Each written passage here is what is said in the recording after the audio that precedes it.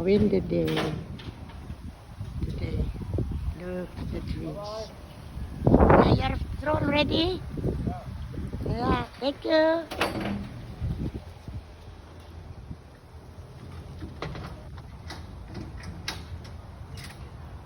This is Francisco, our friend, who have blown the grass.